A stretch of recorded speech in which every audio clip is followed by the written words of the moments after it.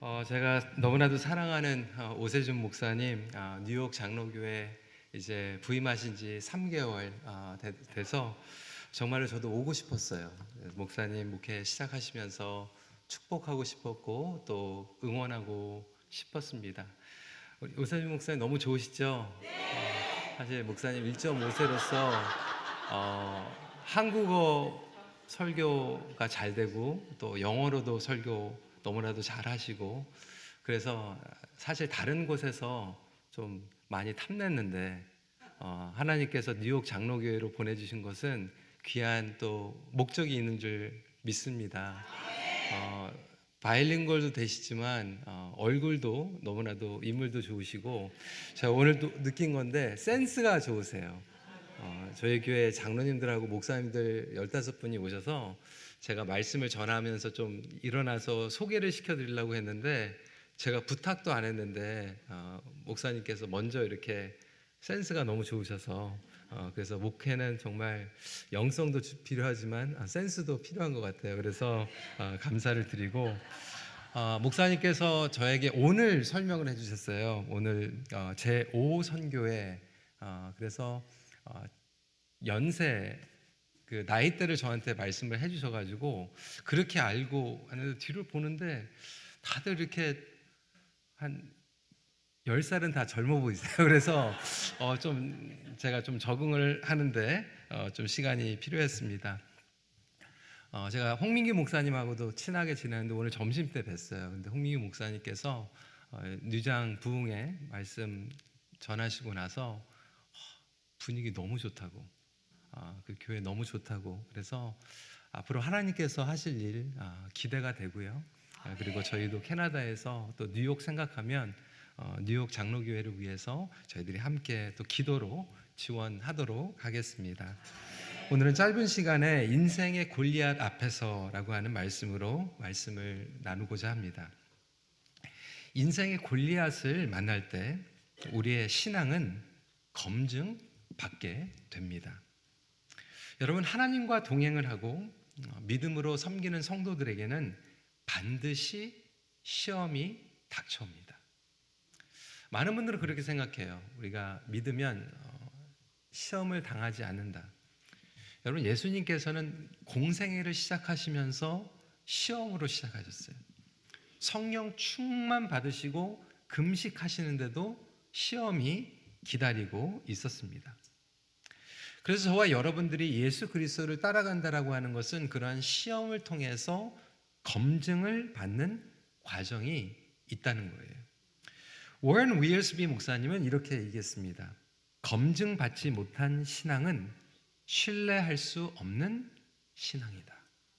그래서 이 검증을 통해서 하나님께서는 정말로 우리의 신앙을 신뢰할 수 있는 신앙으로 만들고 계시는 것이죠.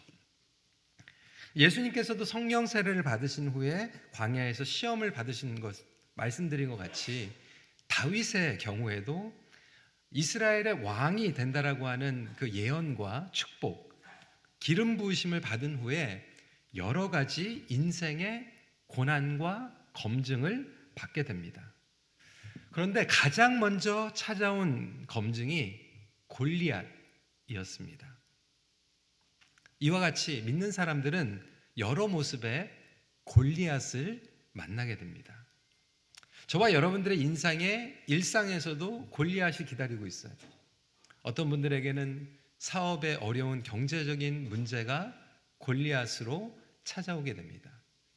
어떤 분들은 심지어 교회에 왔는데 교회에서 나를 어렵게 하는 관계의 골리앗을 만나기도 합니다. 그리고 교회가 하나님의 선교를 하려고 했을 때 또 반드시 영적 전쟁 가운데 기다리고 있는 골리앗이 있습니다. 사무엘상 17장은 여러분들이 잘 아시는 것 같이 이스라엘과 블레셋 사이의 전쟁으로 전개가 됩니다. 사실 이스라엘 역사에서는 블레셋과의 전쟁은 지겨울 정도로 있었어요. 영적으로 바로 서 있을 때는 전쟁에서 승리를 했고요. 하나님을 떠나서 불순종할 때는 패배했어요. 여러분, 매번 같은 원리인데도 불구하고 인간은 금방 잊어버려요. 하나님께서 어제 보여주시는데도 우리는 오늘 잊어버립니다. 결국 이것이 믿음의 전쟁인 것입니다. 문제는 그들 앞에 서 있는 이 블레셋의 거인 장수 골리앗이었던 것이죠.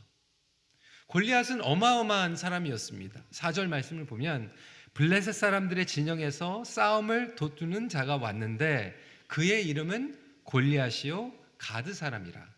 그의 키는 6규빗 한 뼘이요 라고 얘기하고 있어요.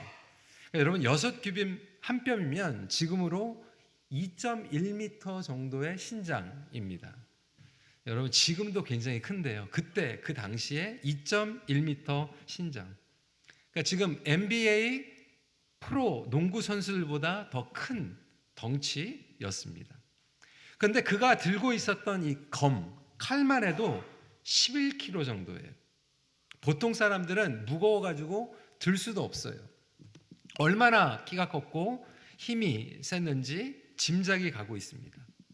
입고 있었던 갑옷의 무게가 노스로 5,000세겔이에요.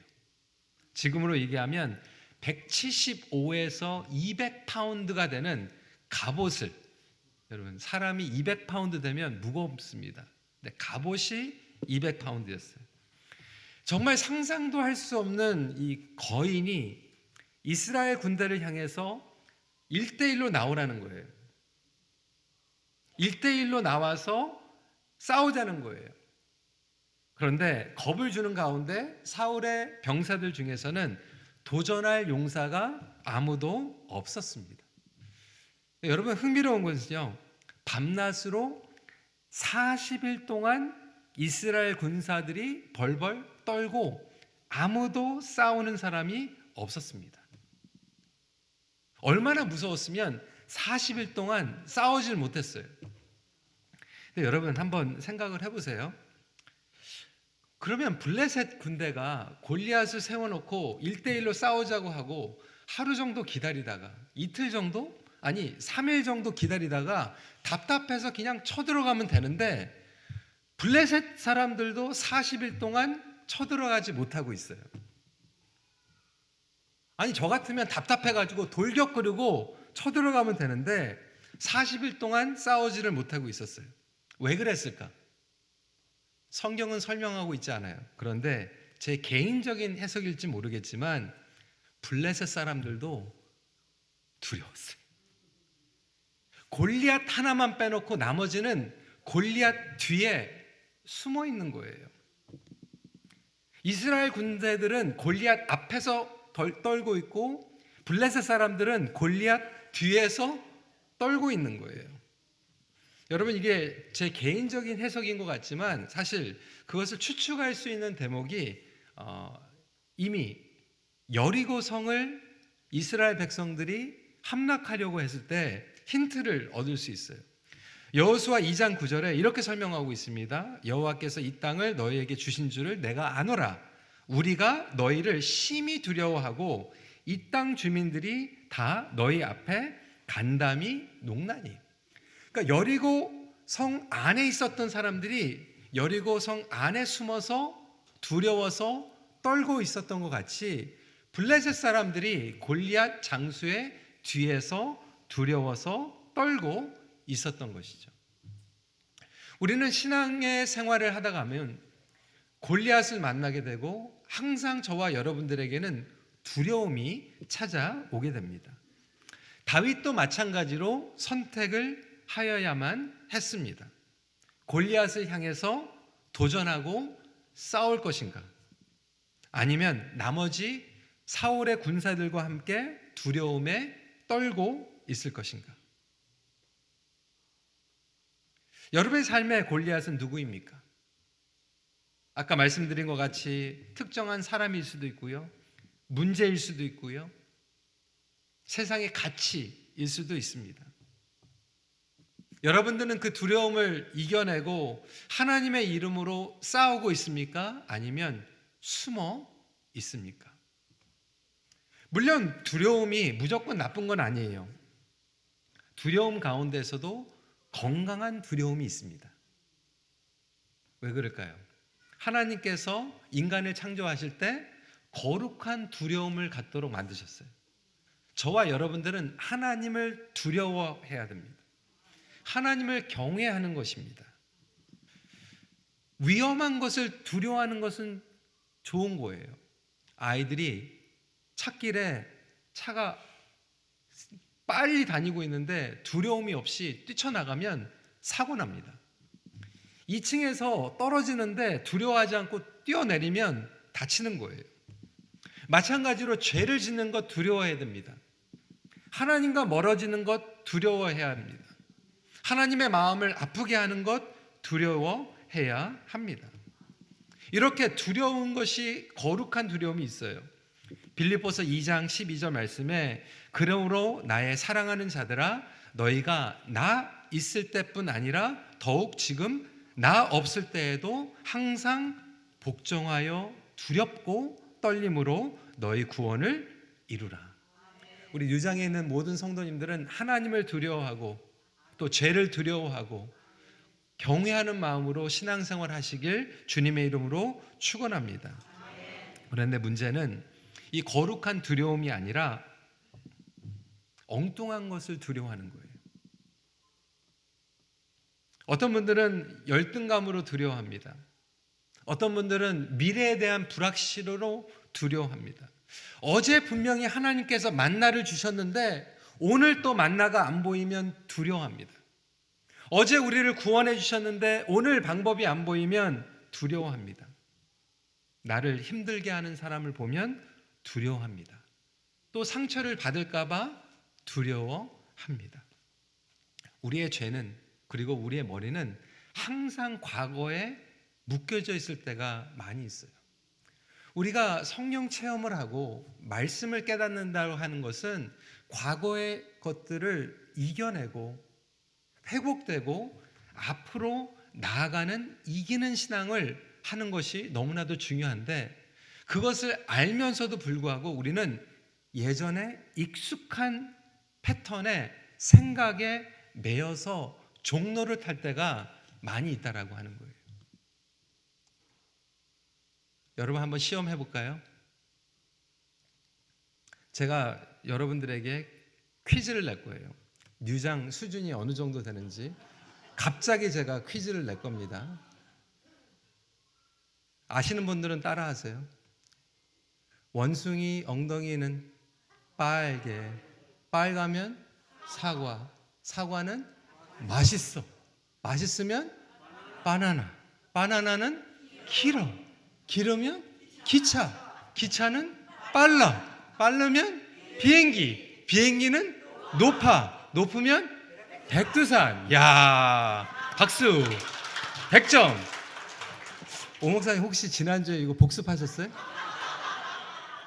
대단하네요. 어떻게 하나도 안 틀리고. 어떻게 그렇게. 지난주에 근데 우리 오세준 목사님 주일 설교의 본문 뭐였어요? 그래도 많은 경우에는요 이렇게 물어보면요 원숭이 엉덩이 빨개 이거는요 금방 알아요. 근데 어제 읽은 성경 구절은 잊어버립니다. 여러분 한번 생각해 보세요. 아마 어떤 분들은 50년 만에 지금 근데 외우고 있어요. 기억하고 있어요. 근데 한번 생각을 해봅시다. 우리 여기 미국에 있는 2세들한테 이거 물어보면요 되게 놀랄 거예요. 원숭이 엉덩이는 왜 쳐다봐요? 그럼 왜 빨가면 사과예요? 여기 미국에서는 뭐 뉴욕 애플 뭐 빨갑니까? 그린 애플도 있고 옐로우 애플도 있는데 근데 왜 빨가면 사과예요? 그 빨가면 사과인데 사과는 맛있어. 맛있으면 왜 바나나예요? 아니 제가 오 목사님 제가 뉴욕에 와가지고 저 맛있는 거 사달라고 그러는데 바나나 사주면 저 기분 나쁠 거예요. 뉴욕에 왔는데 그래도 뉴욕 스테이크 아니면 뭐 뉴욕 곰탕 뭐 이 정도는 사줘야지. 목사님 캐나다에서 왔는데 맛있는 거 사드릴게요. 그리고 바나나 사주면 저 굉장히 기분 나쁠 거예요. 아니 우리 2세들한테 우리 맛있는 거 먹어요. 그러면 뭐 스테이크 뭐 이 정도는 돼야지 무슨 바나나입니까? 바나나는 길어서 기르면 기차, 기차는 빨라. 그런데 비행기는 높아 그러면 왜 여러분 여기 락키 산맥도 있고 에베레스트 산맥도 있는데 왜 우리는 아직도 백두산이라고 얘기합니까? 왜 그럴까요? 저와 여러분들의 생각이 과거에 아직도 묶여 있는 거예요. 기억하고 있어요. 하나님의 말씀을 우리가 묵상하고 하나님의 말씀을 아멘하고 믿는다고 하면서도 우리는 예전에 과거의 생각의 패턴으로 아직도 결정을 한다는 거예요. 하나님은 골리앗보다 위대하신 분인 줄 믿으십니까? 그렇게 이론으로는 믿는데 골리앗을 보는 순간 우리는 옛날의 생각으로 두려워하게 되는 거예요.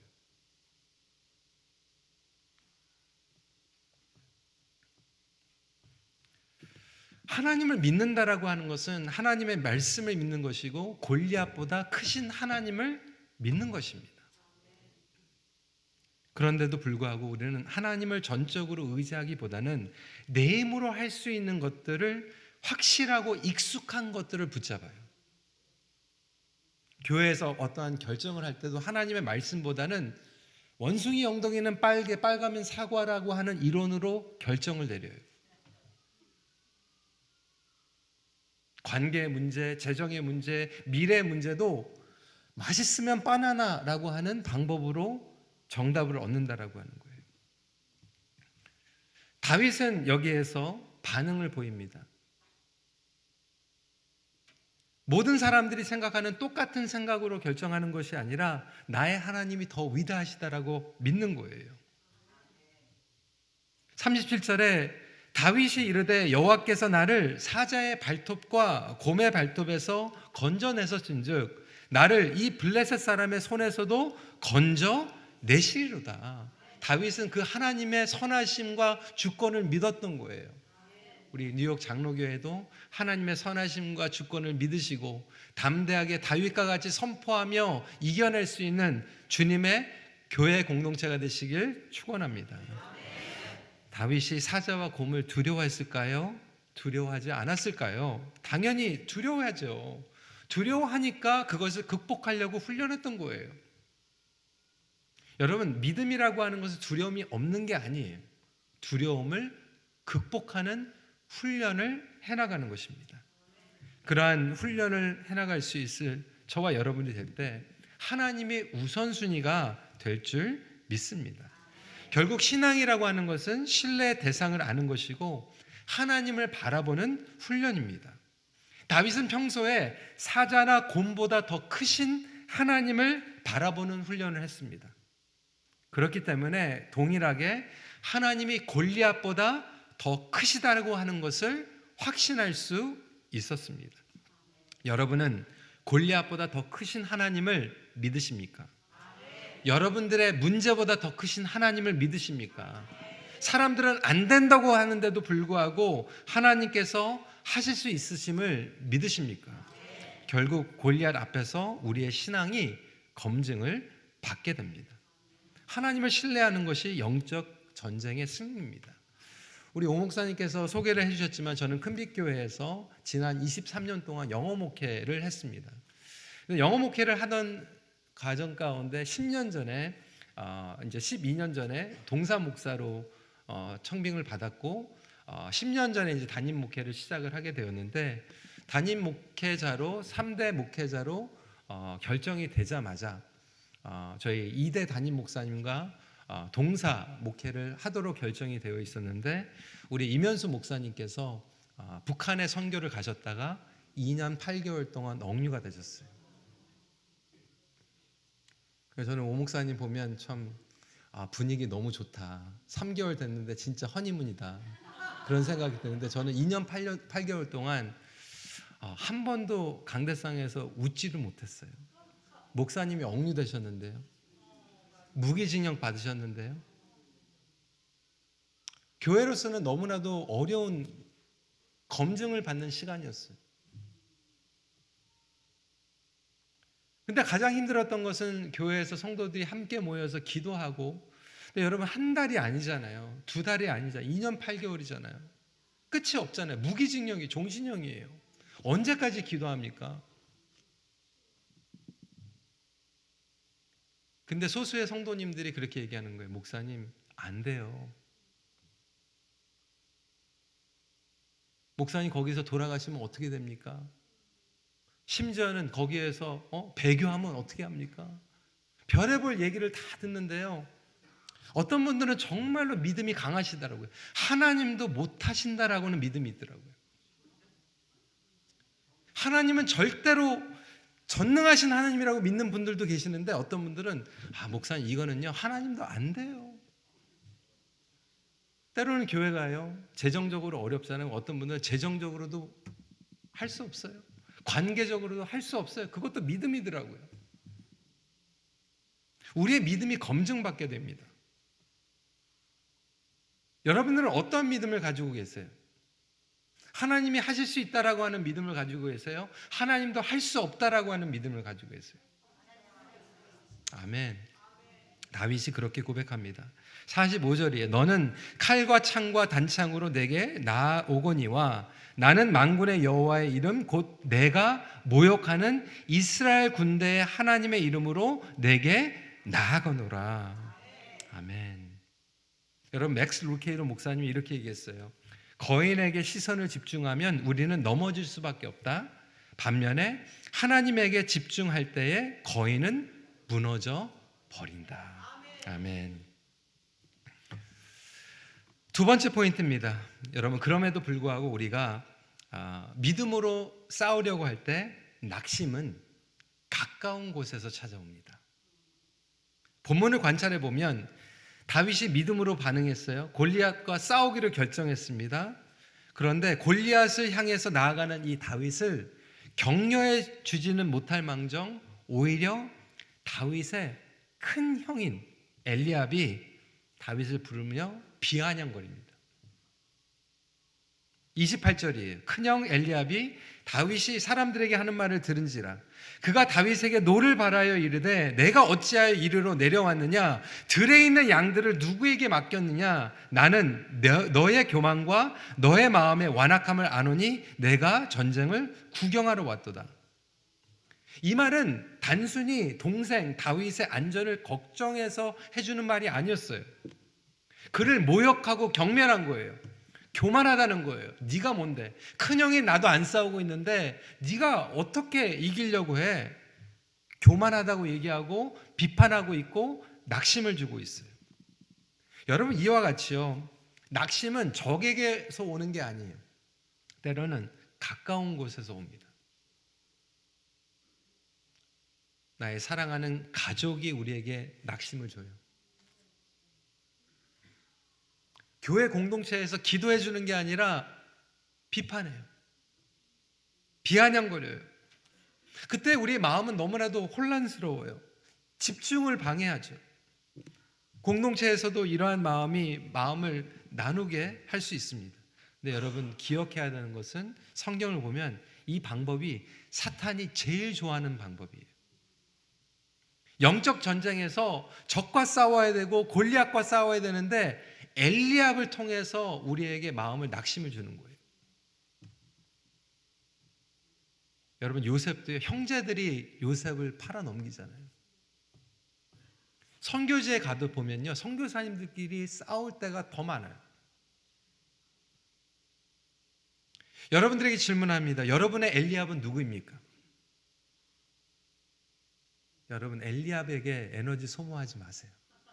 다윗이 엘리압에게 에너지 뺏기지 않습니다. 그냥 듣고 흘려보내요. 왜? 하나님의 사람이고 골리앗과 싸워야 되는 거지 엘리압하고 싸우려고 보낸 게 아니에요. 골리앗과 블레셋이 적이지 엘리압이 적이 아닙니다. 전쟁에서 승리하려면 아군과 적군을 반드시 우리는 구별해야만 합니다. 그리고 또 이 질문을 합니다. 혹시 여러분이 엘리압은 아닙니까?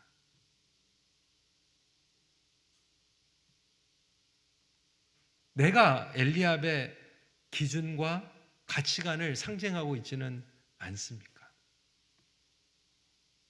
때로는 그럴 때가 있거든요. 우리 젊은 세대들이 정말 선교하려고 하는데 걱정하고 때로는 못 가게 하고 반대하기도 하고요. 하나님 내 아들은 부르지 마세요. 저기 김지수 아들 데리고 가세요. 저 또한 나의 경험과 짧은 생각으로 하나님의 비전과 계획을 임의대로 판단하고 어떤 것은 되고 어떤 것은 안 된다고 쉽게 판단했던 적들이 있었던 것 같아요. 하나님의 말씀에 순종하고 섬기려고 하는 사람들을 세워주고 격려하기보다는 오히려 내가 엘리압의 자리에 서서 그들의 동기를 의심하고 낙심시켰던 그런 일들이 있다라면 내가 먼저 회개하기를 간절히 기도합니다. 그리고 저와 여러분들에게 동일한 마음으로 성령님께서 역사하셔서 우리가 엘리압의 자리에 나가는 것이 아니라 다윗의 자리에 나가서 믿음의 싸움을 감당하길 간절히 기도합니다.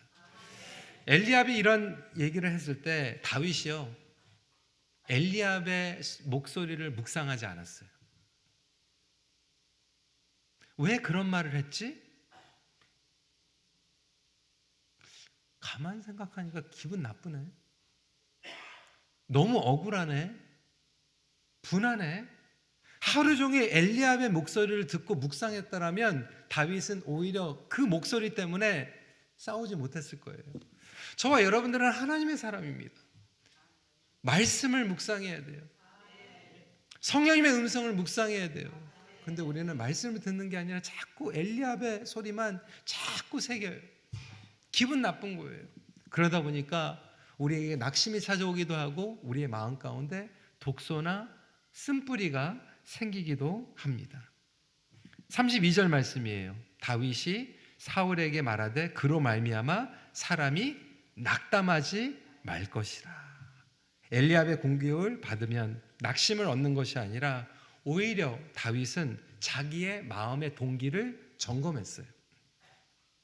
다윗이 골리앗을 상대로 싸우려고 했던 동기가 무엇입니까? 전쟁을 이겨서 내가 영웅이 되고 재물도 받고 사울의 딸과 결혼하고 이제 대릴 사회가 되어지라고 하는 동기로 싸웠을까요? 아니죠. 만군의 여호와를 위해서 싸웠던 동기를 다시 한번 점검할 수 있었던 것 같이 우리가 엘리압의 낙심의 소리를 들으면 엘리압과 싸우는 것이 아니라 오히려 나의 믿음을 다시 한번 점검하고 나의 동기를 점검하고 가다듬고 하나님의 이름을 높일 수 있는 저와 여러분들이 되시길 주님의 이름으로 축원합니다. 마지막 포인트입니다. 우리는 일상 가운데 예상치 못한 전쟁을 준비해야 합니다. 여러분 성경을 보면요, 이렇게 위기나 문제가 예보하고 찾아오지 않아요. 내년도 7월 달에 어려운 시험이 올 거야 이렇게 얘기하지 않습니다. 갑자기 와요. 여러분들 많이 경험하셨을 거예요. 예측치 못했던 일들이 우리 인생에 얼마나 많이 생깁니까? 개인 인생에도 오고요, 가족들에게도 찾아오고요, 일터에서도 찾아오고 교회 공동체에도 찾아올 수 있어요. 다윗은 사실 오늘 이 전쟁에 병사로서 전쟁터에 참여한 게 아니에요. 17장을 읽어보면 다윗의 형제들이 여럿이 있었고 그 중에 3명의 형들만 전쟁에 임했어요. 그 당시에 만 20세부터 군대에 들어갈 수 있었기 때문에 많은 설교가들은 아마 다윗이 숫자대로 하면 아마 14살에서 15살 정도 됐을 것이라고 추측하고 있습니다. 왜? 8형제 중에서 3명만 군대 갔어요. 나머지 5은 군대 못 갔어요. 그러니까 연년생으로 났다고 해도 막내니까 14살 아니면 15살. 여기 왜 갔습니까? 아버지가 형들이 잘 있는지 없는지 궁금해서 도시락 싸가지고 변또 싸가지고 배달시킨 거예요. 18절에 이 치즈 10덩이를 가져다가 그들의 천부장에게 주고 내 형들의 안부를 살피고 증표를 가져오라. 군사가 아니었어요. 도시락 주러 갔어요. 예측지 못한 싸움이었어요. 그럼에도 불구하고 다윗의 인생은 큰 전환을 경험하게 됩니다. 예측하지 못했던 싸움이었지만 다윗이 어떻게 이길 수 있었을까요? 일상에서 성실하게 준비된 싸움이었습니다. 어떻게 준비되었습니까? 다윗은 목자였어요. 자기에게 주어진 양들에게 성실했어요. 사자나 곰, 들 짐승으로부터 보호하면서 성실하게 목자로서 살아갔습니다. 책임을 가지고 있었어요. 책임을 전가하는 사람이 아니었어요. 여러분, 어떤 분들은요, 하나님의 뜻을 구합니다. 하나님 뜻이 무엇입니까? 그런데 매일매일 삶은 성실하게 살아가지 않아요. 하나님의 뜻은 매일매일 삶 가운데에서 예수 그리스도와 동행하는 거예요. 작은 일에 충성하는 거예요. 작은 사역에 순종하고 헌신하는 거예요. 믿음의 생활은 한탕주의가 아닙니다. 쨍하고 해 뜰 날 기다리는 게 아니에요. 그래서 돌 던졌는데 운이 좋아가지고 골리앗이 쓰러져가지고 하루 사이에 영웅이 되고 사울의 사위가 된 게 아니에요. 오히려 돌 던지는 연습을 했습니다. 돌 5개를 가지고 다윗은 나아갔어요. 40절입니다. 손에 막대기를 가지고 시내에서 매끄러운 돌 5을 골라서 자기 목자에 재고 곧 주머니에 넣고 손에 물매를 가지고 블레셋 사람에게 나아가니라. 여러분, 다윗의 모습을 한번 생각해 보세요. 돌 5개를 가지고 평소에 어떻게 준비했을까요? 무릎을 꿇고 돌을 고르고 달려가면서 던졌어요. 무릎을 꿇고 돌을 고르고 달려가면서 던졌어요. 무릎을 꿇고 돌을 건져서 달려서 던졌어요. 무릎을 꿇고 돌을 골라서 달리며 던졌어요. 무릎을 꿇고 돌을 고르고 달려가면서 던졌어요. 오늘 10시까지 할 수 있어요. 네, 여러분, 다윗이 이거 5번 했을까요? 아니에요. 수백 번 했어요. 그래서 골리앗을 봤을 때 무릎을 꿇고 돌을 고르고 달리면서 똑같이 던진 거예요. 쨍하고 해 뜰 날 아니에요. 한탕주의 아니었어요. 매일매일 삶 가운데에서 그의 일상 가운데 경건의 훈련이 있고 하나님의 사명 가운데 소명을 지켰고, 여러분, 하나님께서 뉴욕 장로교에게 주신 귀한 사명은 무엇입니까? 여러분들이 감당해야 될 무릎을 꿇고 돌을 고르고 달리고 던지는 훈련은 과연 무엇입니까?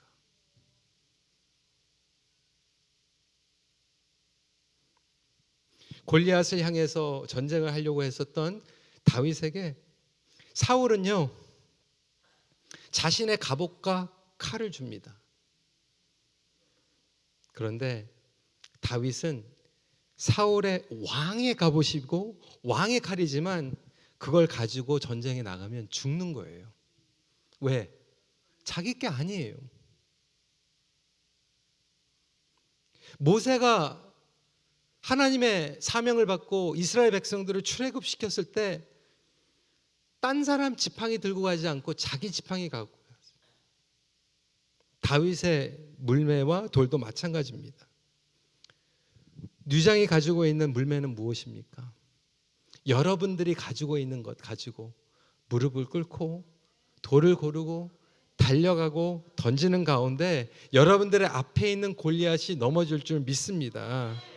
그래서 여러분, 그 가운데에서 정말 저는 여러분들을 위해서 기도하고 축복합니다. 우리 오세준 목사님 분명히 가지고 있는 그 돌들이 있거든요. 그 돌들 가지고 오셨을 거예요. 그래서 목사님과 함께 여러분들 함께 매일매일 무릎 꿇고 그 돌을 던지고 나가다 보면 이제 시간이 지나면 지나갈수록 여러분들 앞에 있었던 그 골리앗들이 다 무너져 버리고 하나님께서 이 교회를 정말로 이 뉴욕 지역뿐만이 아니라 정말 미국 지역에, 그리고 북미, 그리고 열방에 귀 쓰는 놀라운 교회로 써줄 줄 믿습니다. 여러분, 축적되는 거예요. 이제부터 시작입니다. 그래서 정말로 여러분, 하나님께서는 다윗을 낭비하지 않으셨고, 그리고 공동체를 낭비하시지 않으신 것처럼 여러분들께서 그동안 경험했던 이 모든 것들을 통해서 축적하시고 영광 받으실 줄 믿습니다. 말씀을 정리합니다. 우리는 인생의 골리앗 앞에서 진정한 믿음의 검증을 받게 됩니다. 우리의 마음의 동기, 성실함도 검증을 받게 됩니다. 인생의 골리앗 앞에서 요동치 않고 두려움을 이겨내는 여러분들이 되시길 주님의 이름으로 축원합니다. 같이 기도하겠습니다.